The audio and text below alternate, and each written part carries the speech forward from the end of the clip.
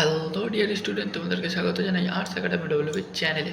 আজকের ভিডিওতে আমরা আলোচনা করব ক্লাস 11-এর সেমিস্টার 2 এর ইতিহাসের চ্যাপ্টার নাম্বার 1 রাষ্ট্রের প্রকৃতি এবং তার শাসনযন্ত্রের খুবই গুরুত্বপূর্ণ 3 মার্কস, 4 মার্কস এবং 8 মার্কসের প্রশ্ন।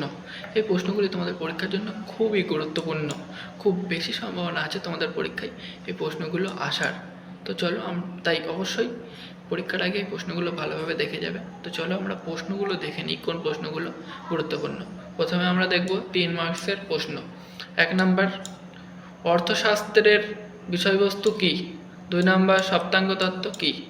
3 নাম্বার, ফতোয়া ই জাহানদারি গ্রন্থের বিষয়বস্তু কী ছিল?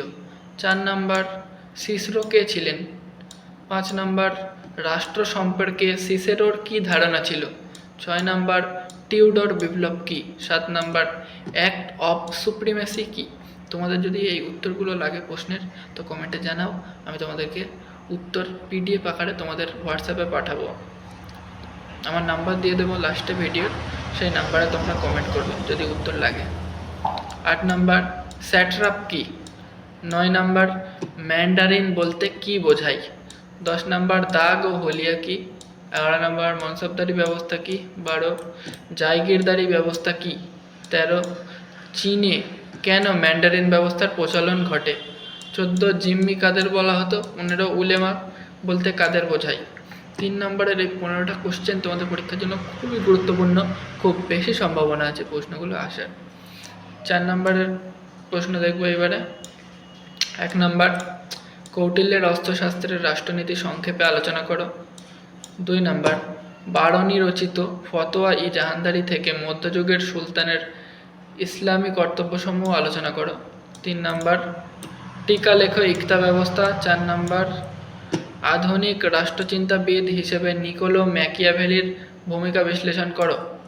5 নাম্বার, জন লকের রাষ্ট্রচিন্তা সম্পর্কে আলোচনা করো। 6 নাম্বার, চীনের ম্যান্ডারিন কার্যাবলী ও গুরুত্ব আলোচনা করো। 7 নাম্বার, সুলতানি প্রশাসনে ইকতাদের ভূমিকা কী ছিল? 8 নাম্বার, মনসবদারি প্রথা প্রবর্তনের কারণগুলি কী ছিল? এই 8টি প্রশ্ন 4 মার্কসের জন্য খুবই গুরুত্বপূর্ণ তোমাদের।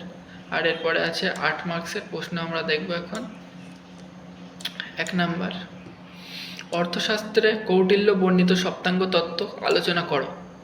2 নাম্বার, কৌটিল্যের অর্থশাস্ত্রের রাজতন্ত্র ও রাষ্ট্রনীতি সম্পর্কে ধারণা কী ছিল? 3 নাম্বার, বারনীর ফতোয়া ই জাহানদারিতে রাজতন্ত্র ও রাষ্ট্রনীতি সম্পর্কে ধারণা কী ছিল? 4 নাম্বার, ম্যান্ডারিন ব্যবস্থার সম্যক পরিচয় দাও। ম্যান্ডারিন ব্যবস্থার সম্যক পরিচয় দাও। 5 নাম্বার, ইকতা প্রথা কী? এই প্রথার উদ্ভব ও তার বৈশিষ্ট্যগুলি আলোচনা করো। কোথা থেকে ইকতা প্রথা উদ্ভব হয়েছিল এবং ইকতা প্রথার বৈশিষ্ট্যগুলো আলোচনা করতে হবে। এরপর হচ্ছে 6 নাম্বার, ইকতা প্রথার বিবর্তন সম্পর্কে আলোচনা করো। এরপর হচ্ছে 7 নাম্বার, মনসবদারি ব্যবস্থা সম্পর্কে একটি নিবন্ধ লেখো।